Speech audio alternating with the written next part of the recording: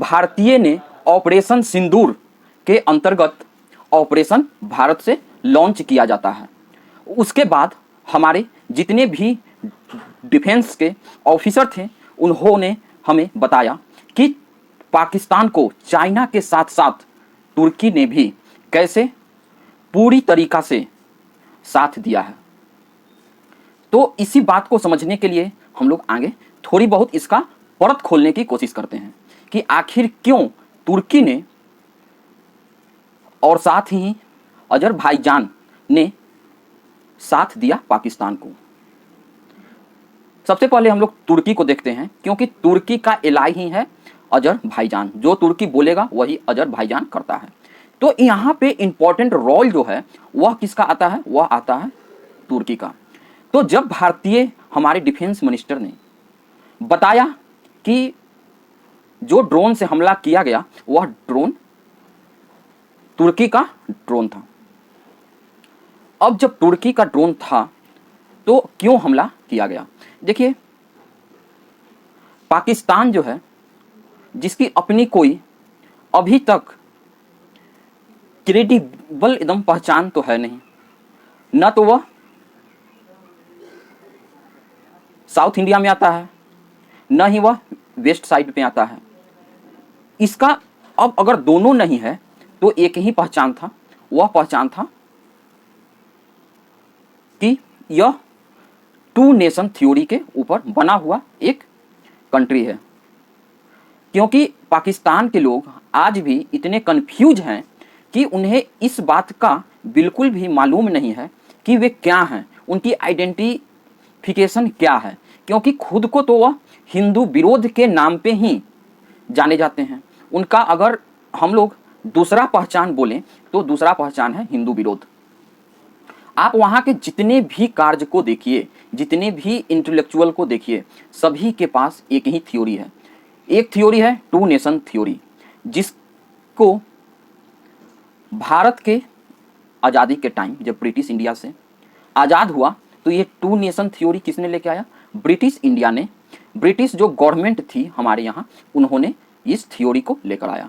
जब यह थ्योरी को लेकर आया तो थ्योरी तो टू नेशन थ्योरी, हमारे यहाँ से भी कुछ जो नेताओं थे अपना जिद पूरा करने के लिए या अपनी इच्छा पूरा करने के लिए उनको लगा कि अगर कंट्री टूटता है तो टूट जाए, लेकिन हमको यहाँ जो मेरा विचार है, जो मैं यहाँ का जो करना चाहता हूँ, उस काम के लिए उन्होंने इस कंट्री को टू नेशन थ्योरी पर बांट दिया गया।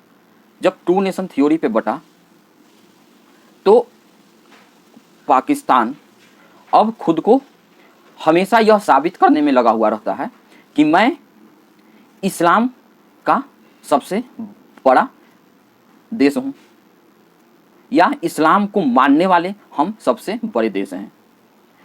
इसके लिए उस टाइम अगर किसी ने मदद की पाकिस्तान को, तो उस टाइम सऊदी अरब जो था उसके पास तेल का पैसा बहुत ज़्यादा मात्रा में आने लगा। और जब पैसा बहुत ज़्यादा मात्रा में आने लगा तो वह अपने आप को, सऊदी अरब खुद को इस्लाम का सबसे बड़ा डिफेंडर बताने के चक्कर में उन्होंने साउथ इंडिया में या साउथ एशिया में उन्होंने पाकिस्तान को इस सब कॉन्टिनेंट में मदद करने को सोची। क्योंकि अगर वह इस एरिया में पाकिस्तान को डिफेंडर करने को सोचता है तो उससे होता क्या है कि सऊदी अरब का दबदबा और प्रेजेंस यहाँ पर हमेशा बना हुआ रहेगा। इस कारण से सऊदी अरब, यूएई ने हमेशा पाकिस्तान को मदद की। मदद के बदले में उन्हें दो चीज़ मिलता है। एक तो पाकिस्तान के पास सस्ती लेबर बहुत ज़्यादा मात्रा में था, तो उस टाइम जब कुआं से तेल निकालने के लिए, उसको प्रोसेसिंग करने के लिए जितने भी लेबर की आवश्यकता होती थी तो पाकिस्तान उसके लिए बिल्कुल फिट बैठता था। दूसरा बात था, इससे जब पाकिस्तान को वह कुछ मदद करेगा सऊदी अरब, तो सऊदी अरब का इस्लामिक कंट्री में दबदबा बना रहेगा। क्योंकि पूरा इस प्रोसेस में हम आगे चल के समझेंगे कि इस प्रोसेस में कहीं ना कहीं इस्लाम का दबदबा बनाए रखने के लिए बहुत सारी कंट्रियां आपस में भिड़ते रहती हैं। अब यहां से सारा के सारा जो भी पाकिस्तान के अंदर इकोनॉमिकली सऊदी अरब के प्रिंस ने बहुत ज़्यादा मदद किया। आज अगर पाकिस्तान के पास परमाणु बम है तो उसमें ये बोलने में बिल्कुल भी हेजिटेशन नहीं होनी चाहिए कि उसमें अरबों रुपया सिर्फ और सिर्फ सऊदी अरब का लगा हुआ है, और हर साल एक इकोनॉमी के तौर पे मोटा पैसा, मोटा अमाउंट पाकिस्तान को दिया जाता था।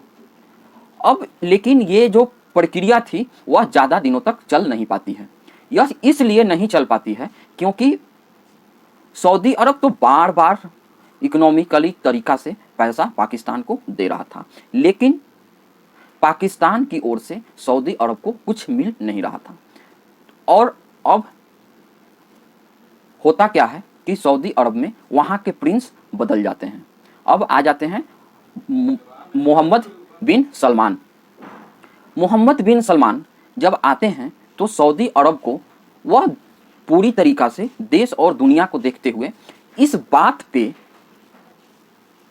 सऊदी अरब को आगे विकास करने को सोचते हैं कि तेल का भविष्य ज़्यादा दिन तक है नहीं। पूरा दुनिया तेल के अल्टरनेटिव को तलाश रही है। साथ ही साथ जलवायु परिवर्तन ज़्यादा हो रहा है, इसलिए क्योंकि उन्हें पता लग गया कि अब तेल के भविष्य से अगर इसी के तेल के ऊपर ही सऊदी अरब डिपेंडेंट रहा तो बहुत जल्द अगले आने वाले 20-30 सालों में सऊदी अरब के पास और कुछ बचेगा ही नहीं। तो उन्होंने अपना सऊदी अरब ने खुद को अब मॉडर्नाइज करने को सोचा और वहाँ पर यूरोप के तर्ज पे बिल्कुल ही एक ओपन तरीका से उसको वहाँ पर टूरिस्ट हब बनाने के लिए, वहाँ पे बड़े बड़े इंफ्रास्ट्रक्चर जो था उसको बनाने के लिए और पूरी एक खुली वातावरण बनाने के लिए वह संकल्प ले लेते हैं। इस संकल्प लेने में कहीं ना कहीं हमारे देश के जो राह हैं रॉ ने भी बहुत ज़्यादा मदद किया, और जो सऊदी अरब के प्रिंस मोहम्मद सलमान थे उन्हें तक अपना मैसेज पहुंचाया कि हम आपको, जो आप जैसे सऊदी अरब को मॉडर्नाइज करना चाहते हैं, हम भी उसमें साथ देना चाहते हैं। और इस बात को लेकर मोहम्मद बिन सलमान को बहुत ही ज़्यादा अपने फेवर में लिया गया। और उसके बाद हमारे देश में 1990 के दशक में जब हमारे देश का आर्थिक स्थिति खराब हुआ तो हमारे देश का भी जो मार्केट था उसको खोला गया।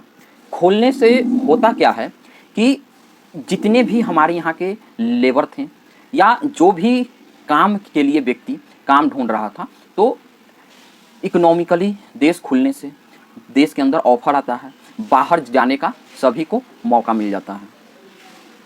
तो जब बाहर जाने का मौका मिलता है तो वहाँ तेल के कंपनियों में मदद करने के साथ साथ भारतीय लोगों ने उनको और भी अलग अलग तरीक़ा से इकोनॉमिकली में बहुत मदद करते हैं, जिससे देखकर मोहम्मद बिन सलमान बहुत ही ज़्यादा इम्प्रेस होते हैं और खुश होते हैं कि अब उनको यहाँ से लगने लगा, शिफ्ट जब चेंज होने लगा तो उनको यहाँ से लगने लगा कि अब सऊदी अरब को, जो सऊदी अरब में बदलाव करना है, उसके लिए उनको लेबर नहीं अब चाहिए, उनको स्किल लेबर चाहिए।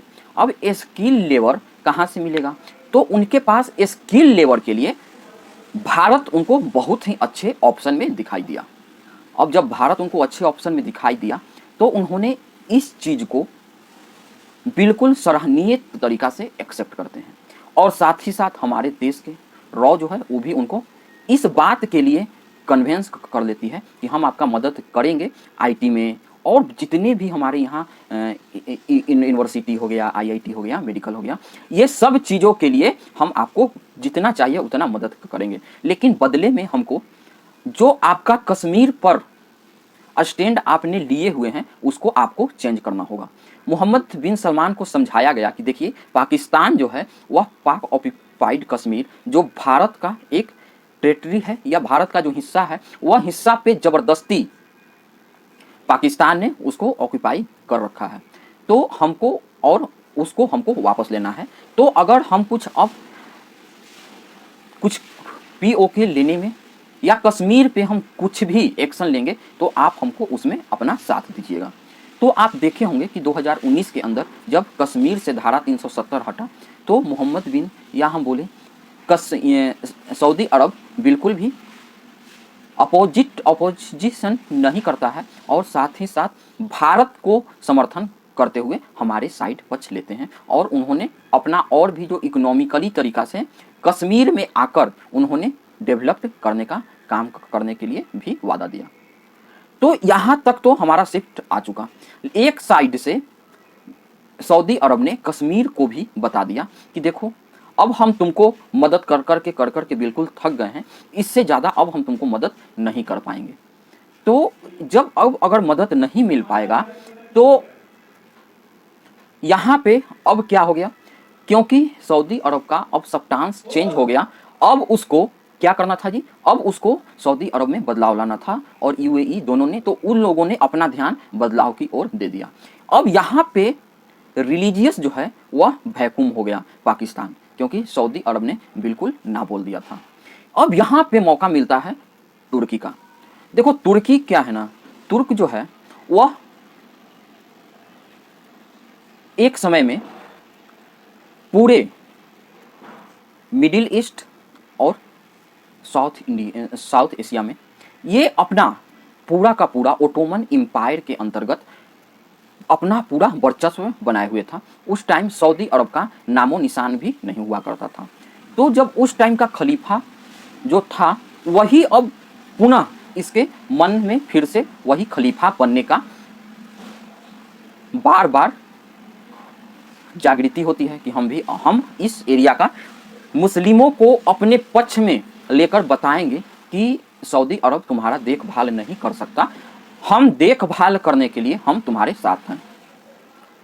और दूसरी बात है, यहाँ पे सऊदी अरब और तुर्क को बीच में बहुत ही पहले से और इसी बात के लिए टसन चलती रहती है कि आखिर मुस्लिम का मेन डिफेंडर कौन बनेगा। अब मेन डिफेंडर बनने के चक्कर में तुर्की पाकिस्तान के एरिया में क्या मिल गया, उसको थोड़ा सा एक्सेस मिल गया। अब अगर तुर्की खलीफा बनना चाहता है तो उसके पास तो कुछ है ही नहीं। जैसे कि जो तीन रिलीजियस मुसलमानों के अंदर जो मेन तीन रिलीजियस जो प्लेस है उसमें से मक्का, मदीना और अल-अक्सा। तो मक्का और मदीना किसके पास है, ये तो सऊदी अरब के पास है। अल-अक्सा इजराइल के पास है। तो इसको लेकर तुर्की के पास कुछ है नहीं, तो लोग खलीफा क्यों उसको मानेंगे। तो अब वह इस बात को लेकर अपना सब्टांस जो है, स्टैंड जो है वह चेंज करता है और वह अब जितने मुस्लिम राष्ट्र हैं उसको अपनी फेवर में लेने के लिए उसको ये सब जितनी भी जगह अभी रिलीजियस वैक्यूम हो रही है वहाँ वह अपना वर्चस्व बनाए रखने में बहुत ही ज़्यादा कामयाब होने के बारे में सोच रहा है। अब होता क्या है कि तुर्की जो है वह न वेस्ट में है न इधर साउथ में है। अब ये कहाँ है, ये जो यूरोपियन यूनियन है उसका इंट्रेंस है, वहाँ पे यूरोपियन यूनियन का यह मेन गेट पे है। आधा हिस्सा जो इसका मिडिल ईस्ट साइड पे है और आधा हिस्सा इसका यूरोप में है। इस चीज़ का ये फ़ायदा उठाना चाहता है और जब इस चीज़ का फ़ायदा उठाना चाहता है तो इसको नाटो जब हो रहा था तो नाटो के अंदर इसको ले लिया गया। लेकिन कुछ दिन बाद नाटो के लोगों ने आपस में विचार किया कि आप सभी लोग एक यूरोपियन यूनियन के अंदर आ जाइए। लेकिन वहाँ क्या होता है कि यूरोपियन यूनियन के अंदर आने से पहले ही तुर्क के यूरोपियन यूनियन ने तुर्क को बाहर कर देता है। यूरोप अपना अलग यूरोपियन यूनियन बना लेते हैं। अब तुर्क नाटो का हिस्सा तो है लेकिन यूरोपियन यूनियन का हिस्सा है ही नहीं। अब जब यूरोपियन यूनियन का हिस्सा नहीं है तो यह खुद को बहुत ही ज़्यादा अंदर से जलील भी महसूस करता है और बार बार ये कोशिश करता है कि हमको यूरोपियन यूनियन के अंदर ले लिया जाए, लेकिन वहाँ पे इसको साफ एंट्री बैन की हुई है। अब हम थोड़ा आगे की प्रैक्टिस में देखते हैं। तो अब जो तुर्क है वह एक मेजोरिटी सुन्नी मुसलमानों का एक देश है। अब और जितने भी सुन्नी मुसलमान हैं, और सऊदी अरब भी क्या है, सुन्नी मुसलमान मेजोरिटी कंट्री है। तो एक तरफ सऊदी अरब, तो दूसरी तरफ तो तुर्की, और तीसरी तरफ एक और है, वह क्या है, ईरान, वह जबकि शिया मेजोरिटी कंट्री है ईरान। लेकिन यहाँ से हमको आगे देखना बहुत ही ज़्यादा दिलचस्प होगा कि इन लोगों का जियो पॉलिटिक्स में अब कहाँ गेम फिट बैठने लगता है। तो होता क्या है कि जब ये तुर्की ने पाकिस्तान और भारत के बीच में जब क्लैश होता है तो तुर्की ने अपना समुद्री बेड़ा और साथ ही साथ ड्रोन की और आर्टिलरी के लिए भी साथ पाकिस्तान को मदद करता है। अब पाकिस्तान को मदद तो करता है, लेकिन पाकिस्तान में जो उसको ड्रोन भेजा गया वह ड्रोन क्या करता है जी। इससे पहले हम एक और थोड़ा सा पीछे बात कर लेते हैं कि दो जो होली साइट हैं वह कि सऊदी अरब के पास हैं, लेकिन एक इजराइल के पास है। तो आप देख रहे होंगे कि जो हमास जब इजराइल के ऊपर हमला करता है तो तुर्की ने